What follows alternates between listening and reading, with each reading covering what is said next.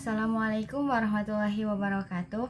Perkenalkan, nama saya Amalia dari Fakultas Ekonomi dan Bisnis, program studi S1 Akuntansi dari Universitas Selatan Samasiro dengan NIM 125241004. Baik, di sini saya akan menjelaskan studi kasus komprehensif dari PT Surya Kencana. Kita ambil contoh kasus dari PT Surya Kencana ini. Jadi PT Surya Kencana ini dia adalah perusahaan manufaktur yang memproduksi peralatan rumah tangga.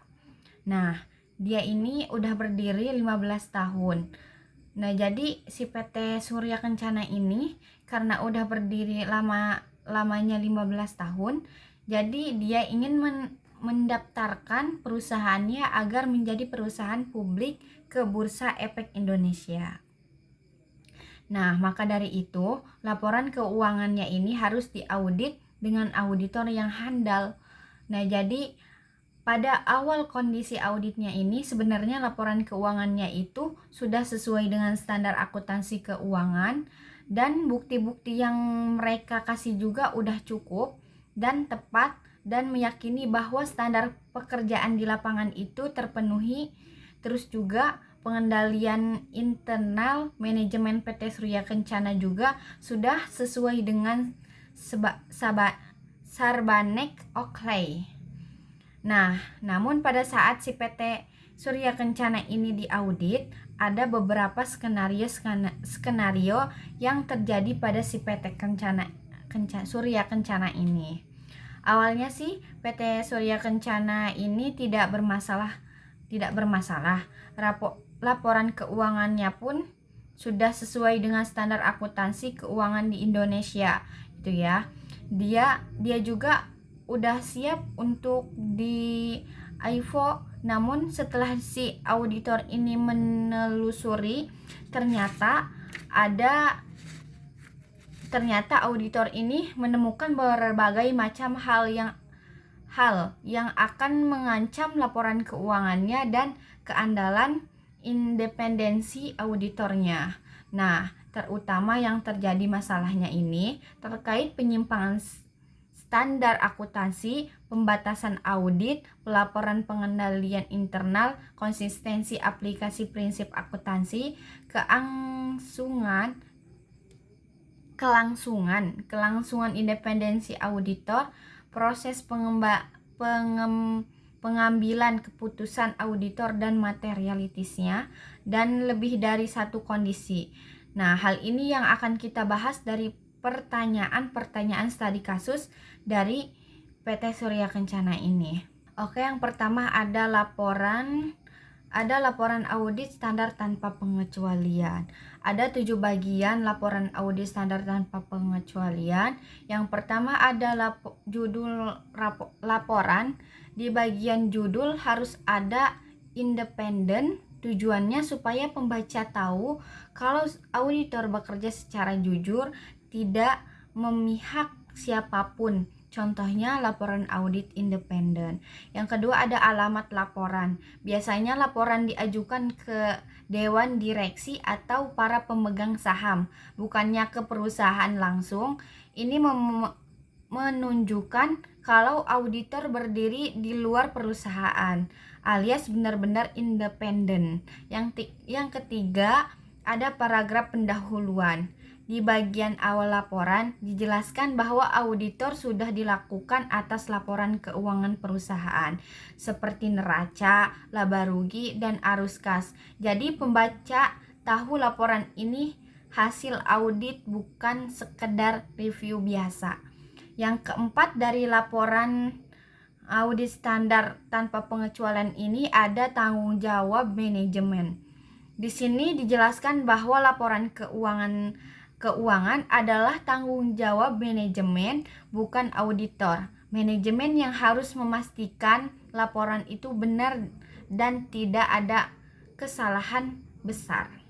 Yang kelima ada tanggung jawab auditor. Auditor menjelaskan bahwa audit dilakukan sesuai standar yang berlaku. Mereka menjelaskan ruang lingkup pekerjaannya, bukti yang dikumpulkan dan menyatakan bahwa bukti ini sudah cukup untuk memberi pendapat yang bisa dipercaya. Dan yang keenam ada nama dan alamat KAP ya. Bagian ini menuliskan nama kantor akuntan publik KAP yang mengerjakan auditnya, karena merekalah yang bertanggung jawab atas hasil audit tersebut. Nah, yang terakhir, yang ketujuh, ada tanggal laporan audit. Tanggal yang ditulis adalah tanggal aset audit selesai.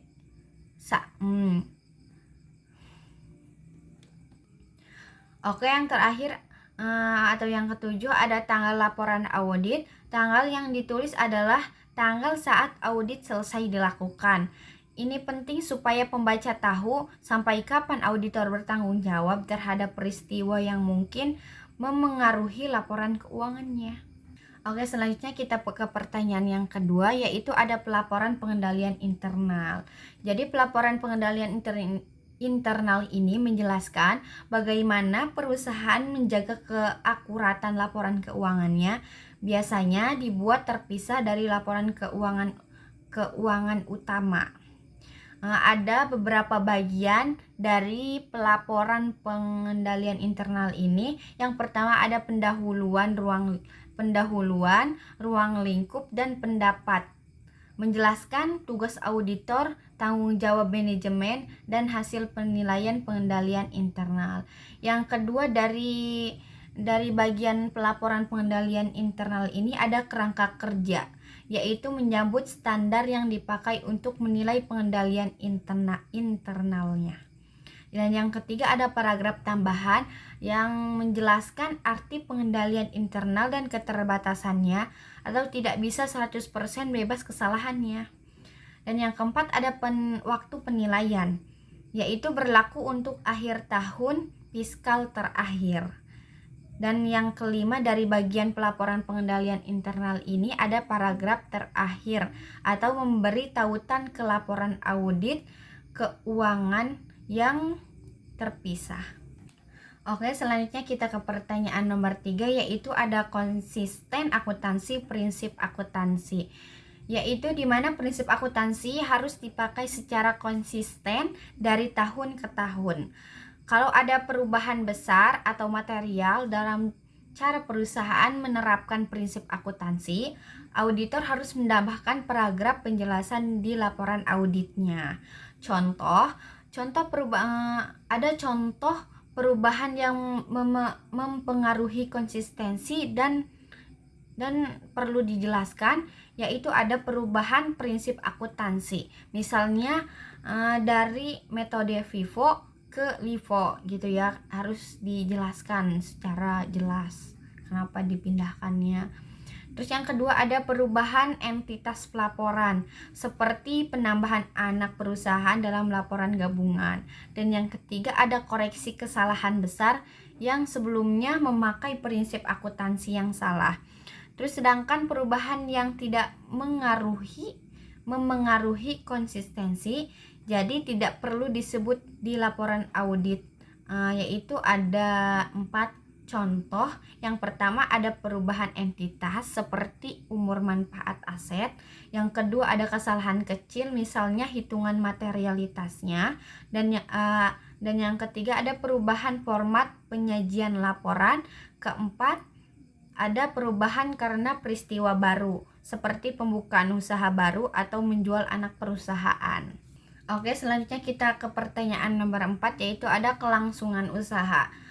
Kelangsungan usaha ini artinya perusahaan masih bisa melanjutkan kegiatan usahanya dan membayar kewajibannya dalam waktu yang wajar. Biasanya tidak lebih dari 1 tahun setelah tanggal laporan keuangan. Kalau auditor menemukan tanda-tanda bahwa perusahaan mungkin tidak bisa terus beroperasi, maka auditor akan tetap memberi pendapat wajar tanpa pengecualian. Tapi menambahkan paragraf penjelasan tentang keraguan tersebut di laporan audit.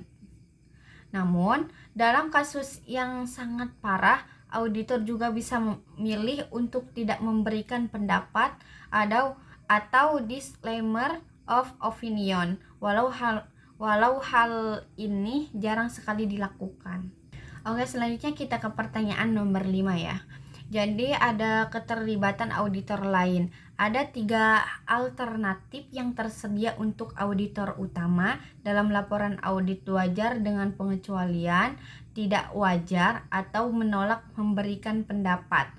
Dan mengapa opini bersama dipilih dalam kasus ini? Karena tidak yakin bahwa laporan keuangan disajikan secara wajar. Kata laporan audit yang akan dimodifikasi pada laporan wajar tanpa pengecualian standar, baik menurut standar SIAPA maupun PCAOB, yaitu tidak adanya aplikasi yang konsisten dari prinsip-prinsip akuntansi yang dilakukan umum atau GAAP, keraguan yang substansial mengenai going concern, yaitu ada auditor setuju dengan penyimpangan dari prinsip akuntansi yang dirumuskan, penekanan pada suatu hal atau masalah lain, ada laporan yang melibatkan auditor lain. Selanjutnya kita ke pertanyaan nomor 6, yaitu ada pembatasan ruang lingkup. Apabila auditor tidak mengumpulkan bukti audit yang mencakupi untuk menyimpulkan apakah laporan keuangan tadi disajikan sesuai dengan kerangka kerja pelaporan keuangan yang tepat, maka terjadi pembatasan ruang lingkup audit. Ada dua penyebab utama pembatasan ruang lingkup audit, yaitu pembatasan oleh kalian dan pembatasan yang disebabkan oleh situasi yang berada di luar kendali kalian, atau mengizinkan auditor mengonfirmasi si utang yang material atau memeriksa fisik persediaan. Berikut contoh pembatasan yang disebabkan oleh situasi yang berada di luar kendali adalah penugasan audit belum disepakati hingga setelah akhir periode keuangan kalian. Selanjutnya kita ke pertanyaan nomor 7, yaitu ada penyimpangan dari GAAP. Ya, misalnya ada perusahaan ingin menilai aset tetap berdasarkan harga pengganti atau harga jual, bukan berdasarkan biaya historis atau harga saat aset dibeli, seperti yang diwajibkan oleh prinsip akuntansi yang berlaku umum atau GAAP atau IFRS, maaf ya. Kalau hal ini terjadi, maka laporan audit tidak bisa disebut wajar tanpa pengecualian, karena perusahaan menyimpang dari aturan akuntansi yang benar. Dalam situasi seperti ini, auditor harus menilai apakah pengungkapan informasinya sudah lengkap dan jelas, termasuk penjelasan di catatan kaki laporan keuangan, supaya pembaca tetap memahami alasan dan dampak dari penyimpangan tersebut. Oke, selanjutnya kita ke pertanyaan nomor 8, yaitu ada independensi auditor. Independensi auditor artinya auditor harus bekerja secara jujur, objektif, dan tidak memihak siapapun. Ini sangat penting karena tanpa sikap independen, hasil audit tidak bisa dipercaya. Independensi punya 2 bentuk, yaitu ada independensi dalam bentuk berpikir dan independensi dalam penampilan. Kalau independensi dalam bentuk berpikir itu auditor harus punya pikiran yang netral dan tidak bias saat menilai laporan keuangan. Yang kedua ada independensi dalam penampilan, yaitu auditor juga harus terlibat benar-benar independen di mata orang lain, bukan seolah-olah berpihak pada kalian. Kalau auditor tidak independen, maka laporan audit harus menyatakan bahwa laporan keuangan tidak disajikan secara wajar. Atau dengan kata lain, auditor akan memberikan pendapat tidak wajar. Kita ke pertanyaan nomor 9, ada proses pengambilan keputusan auditor dan materialitasnya.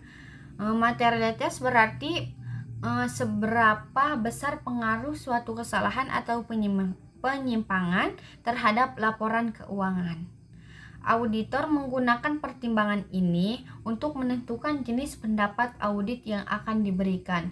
Kalau kesalahannya kecil dan tidak berpengaruh besar pada laporan keuangan, auditor bisa memberikan pendapat wajar tanpa pengecualian.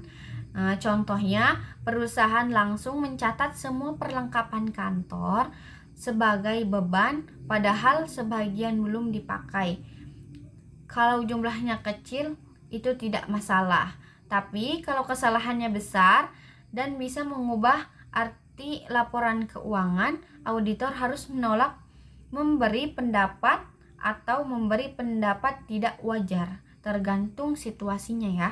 Sedangkan kalau pengaruhnya tidak terlalu besar tetapi tetap penting, auditor bisa memberikan pendapat wajar dengan pengecualian.